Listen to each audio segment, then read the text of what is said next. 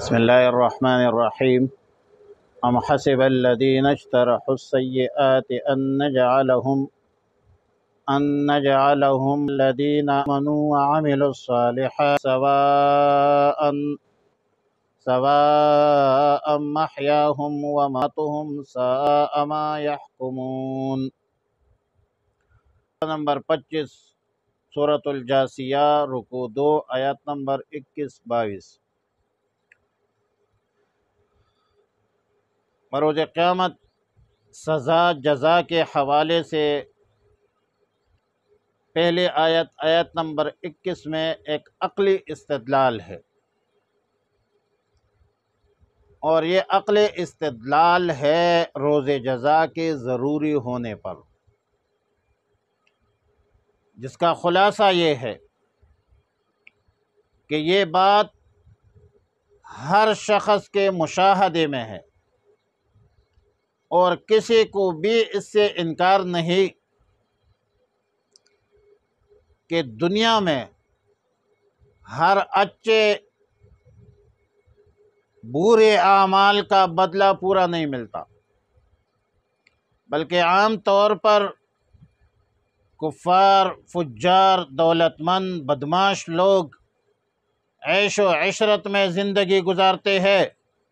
اور اللہ کے جو نیک بندے ہیں، اطاعت شعار بندے ہیں، فقر و فاقہ میں، مصائب میں، آفات میں مبتلا ہوتے رہتے ہیں اور بڑے مشکلات کی زندگی بسر کرتے ہیں۔ اول تو دنیا میں بد کردار لوگوں کا جرم، مجرمین کا جرم مخفی ہوتا ہے، اور ان مجرمین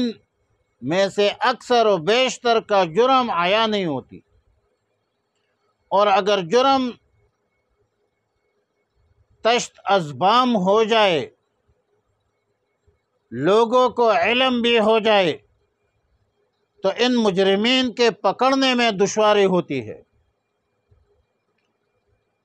اور اگر یہ بدبخت مجرمین پکڑے بھی جائے تو حلال حرام، حق باطل، سچ جھوٹ کے پرواہ کے بغیر سزا سے بچنے کے لیے ہزاروں راستے ڈھونڈتے ہیں۔ سینکڑوں سے کسی کو سزا بھی جائے تو سزا پر عمل درآمد کرنا، پوری سزا دینا دنیا میں بڑے مشکل ہوتے ہیں، چند مشت نمورے خروار کے علاوہ۔ اسی طرح اللہ کے باغی اپنے خواہشات کی تکمیل کے اساس پر دنیا میں دندناتے پھرتے ہیں، اور بیچارے مومنین، مخلصین، شریعت کے پابند، دولت اور لذت سے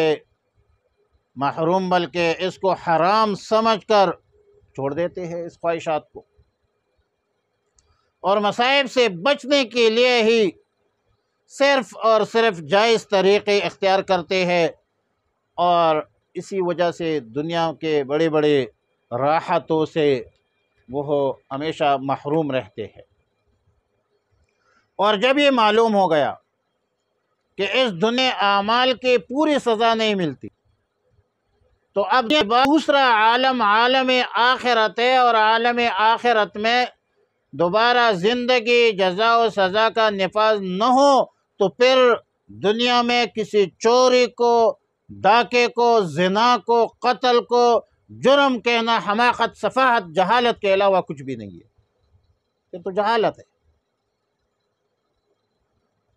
یہ لوگ تو اکثر دنیا میں بڑے کامیاب زندگی گزارتے ہیں، عیش و عشرت کی زندگی گزارتے ہیں، یہاں تک کہ ایک چور جو ہوتا ہے، ایک ڈاکو جب ڈاکہ ڈالتا ہے، وہ ایک رات کو اتنی دولت حاصل کر لیتا ہے کہ جو ایک گریجویٹ، تعلیم یافتہ، سال کے ملازمت اور محنت سے حاصل نہیں کر سکتا۔ تو اگر آخرت میں اس بدبختوں کا، ان مجرمین کا حساب کتاب نہ ہو تو ان چور ڈاکو بدماشوں کو اس شریف گریجویٹ سے بہتر اور افضل کہنا پڑے گا، جو کوئی بھی ذی عقل ذی شعور انسان گوارا بھی نہیں کر سکتا۔ تیرے ہر بات گوارا ہے مگر شیوہ دل، جس میں توہین وفا ہو مجھے منظور نہیں۔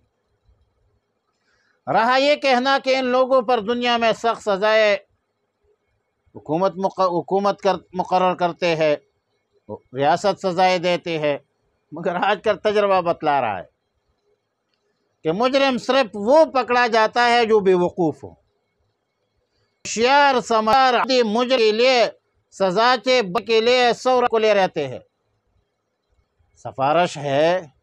تعلقات ہے، عہدوں کا ناجائز استعمال ہے، برین رشت ہے، یہ وہ عوام ہے جو ان مجرم کی فرار کے لیے اور ان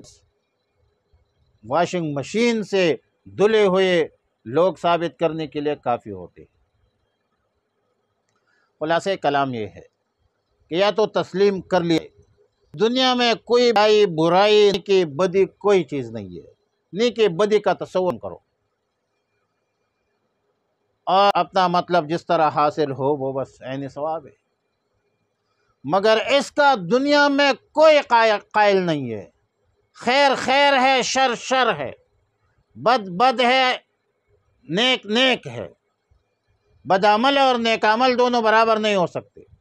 عالم اور جاہل برابر نہیں ہو سکتے، شریف اور رذیل دونوں برابر نہیں ہو سکتے، اور جب نیکی بدی کا امتیاز تسلیم کیا جائے تو پھر دونوں کا انجام کیا برابر ہے؟ بلکہ بد اور مجرم سے زیادہ آرام میں رہے۔ یہ برابر تو کوئی ظلم ہو نہیں سکتا کہ آپ مجرم کو اور شریف دونوں کو برابر کرے، اس سے بڑا ظلم کوئی نہیں ہے۔ قرآن کریم آیات مذکورہ میں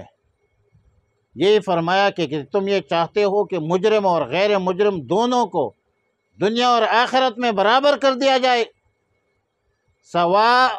سواء محیاہم و مماتہم۔ یہ انتہائی احمقانہ فیصلہ ہے، یہ نہیں ہو سکتا۔ اللہ پاک عادل ذات ہے، کیونکہ دنیا میں نیکی بدی کی جزا سزا پوری نہیں ملتی تو آخرت کی دوسری زندگی اور اس میں جزا و سزا ہونا لازمی ہے، عقل لازمی ہے۔ کہ وہ کھٹک سے فرمایا کرتے تھے دا وڑو وڑو خدایانو دی بندہ کڑم لو یا خدایا زبچا چاہتا سجدہ کڑم۔ ادھر بڑے بڑے بدماش دندھناتے پھرتے ہیں، مجرمین ہے، ظالمین ہے،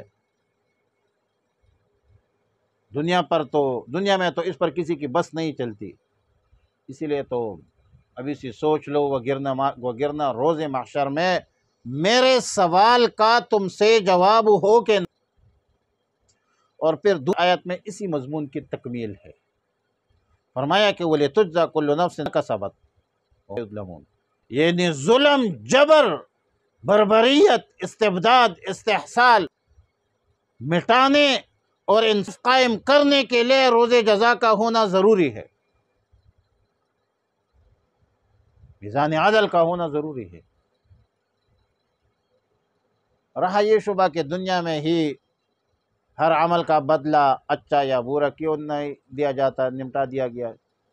بھائی اس کی حکمت تکوینی،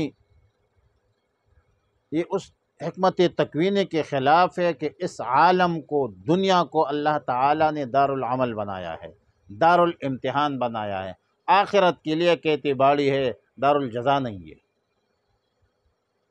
آخرت یوم جزا ہے، جہاں بروز قیامت ہر بند عمل کے مطابق سزا ملی اور پھر جزا ہوگی، جہنم ہوگی۔ ایک چیز کا لیا جائے گا، اہل ایمان کو، صابرین، شاکرین، مخلصین، مومنین کے لیے جنت کی بشارت ہے، اور ان مجرمین کے لیے، ظالمین کے لیے جہنم کا ٹھکانہ ہے، قبر کے عذاب ہے، اور پھر لا یموتون فیہا الا موتۃ، پھر وہاں پر موت بھی نہیں ہو، موت کی تمنا کریں گے پھر اس کو موت بھی نہیں ملے گی۔ تو اللہ عادل ذات ہے، انصاف پر مبنی فیصلے کریں گے اور انصاف ہی ہوگا بروز قیامت۔ دنیا میں حساب یا دنیا میں سزا جزا کا وہ پورا عمل مشکل ہے، لیکن آخرت جو ہے انشاءاللہ قائم ہوگی۔ اللہ کیا ہے، عطا امر اللہ فلا تستعجل، ہم سب نے مرنا ہے، اللہ کے سامنے پیش ہونا ہے، ادھر حساب کتاب کریں گے۔ یہ حساب کتاب کی جگہ نہیں ہے، حساب کی جگہ کتاب کی جگہ وہ ہے۔ ام الذین، کیا کرتے ہیں وہ لوگ، الذین اجترحوا، جنہوں نے کمائے ہے، جنہوں نے کی ہے، السیئات، برائیاں، نجعلہم کہ ہم کر دیں گے انہیں، الذین آمنوا، ان لوگوں کی طرح جو ایمان لائے ہیں، وعملوا الصالحات، اور عمل کی ہے نیک، سواء محیاہم، برابر ہے ان کا جینا، ومماتہم، اور ان کا مرنا، ساء، بہت برا ہے، ما یحکمون، وہ جو یہ لوگ فیصلہ کرتے ہیں، یہ بہت بڑا فیصلہ ہے، حماقت کا فیصلہ ہے، بیوقوفی کا فیصلہ ہے۔ اللہ رب العالمین حی ہے، قیوم ہے، عادل ہے، اور قہار بھی ہے اور ستار بھی ہے۔ اللہم صلی علی محمد وعلی آل محمد کما صلیت علی ابراہیم وعلی آل ابراہیم